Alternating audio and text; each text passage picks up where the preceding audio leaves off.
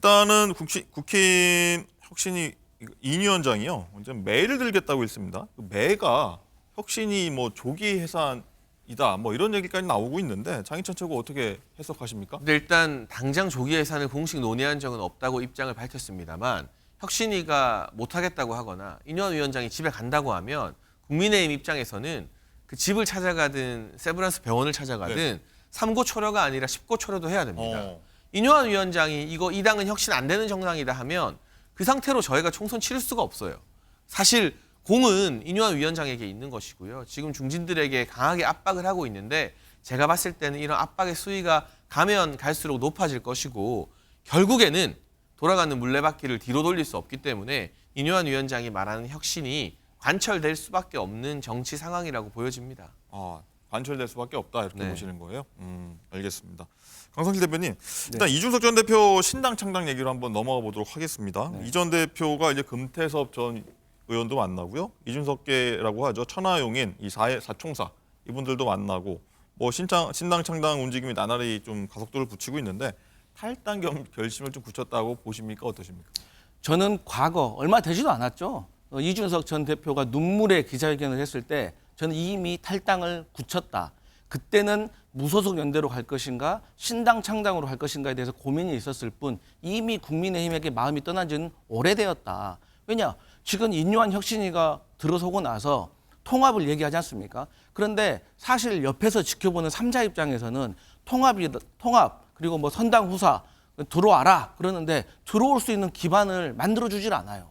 국민의힘 인사들은 이준석 대표에게 싸가지가 없다. 그리고 뭔 너무 자기 자신만을 생각한다. 이런 말을 하지만 아니 받아들이고 통합을 하려고 하면 모든 걸 다 포용을 해줘야지. 그리고 움직일 수 있는 공간을 열어줘야 하는데 전혀 이준석 대표에게 그러지 않고 날이 갈수록 공세의 수위만 세지고 있다. 그래서 저는 아무래도 이준석 전 대표가 탈당을 곧 할 것이고 탈당 이후에 신당 창당하는 건 거의 기정사실화됐다. 그렇게 보고 있습니다. 기정사실화됐다고 보고 계시고요. 장희찬 최고는 일단은 신당에 이제 다른 여당 인사들까지 좀 참여하는 걸로 이렇게 좀 거론이 되고 있는데 뭐 그분들 합류 가능성은 얼마나 보세요? 별로 높지 않다고 생각을 합니다. 이게 전형적인 허장 성세인데요. 관심을 받기 위해서 있지도 않은 걸 자꾸 부풀려 이야기하는 것 같아요. 어제는 또 이 전 대표의 측근 중 한 사람이 뭐 공천권 비대위원장 제안을 받았다고 했는데 제가 방송에서 새빨간 거짓말이다라고 지적한 이후에 이 전 대표가 직접 페이스북에 그런 연락받은 사실 없다라고 바로잡기도 했고요. 그러니까 지금 자신들만으로는 이 신당이 성공할 가능성이 낮기 때문에 계속 누가 올 것처럼 이야기하는데 비명계 대상으로도 그렇게 장난치다가 망신당하지 않았습니까? 우리 당 현역 중에도 뭐 격려 전화를 걸거나 슬쩍 분위기를 떠보는 분들이 얼마나 될지는 모르겠지만 실질적으로 우리 당에서 경선을 하거나 공천받을 기회를 포기하고 이준석 신당에 합류할 그럴 분들은 거의 없을 거라고 확신합니다. 일단은 하태경 의원 같은 경우에는 이준석, 유승민과 함께하지 않으면 다음 총선 때 40에서 50석 이상 날아갈 수 있다 이런 지적까지 했는데 거기에 동의하십니까? 어떠십니까? 일단 저는 하태경 의원을 언제나 긍정적으로 평가하는데요. 이번에 서울 출마 선언하신 것도 정말 멋있는 모범이 되었고요.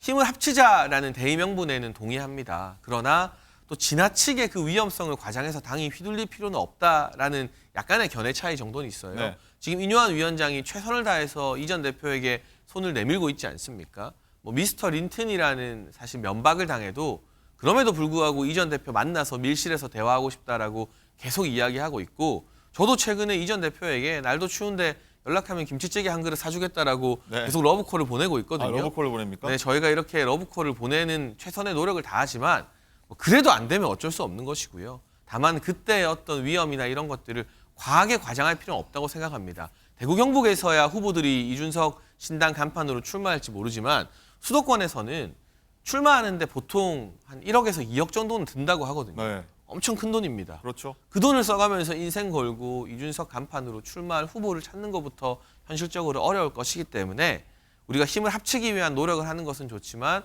위험을 과장할 필요는 없다고 정리하고 싶습니다. 네, 신당 창당 얘기는 계속 한번 지켜보도록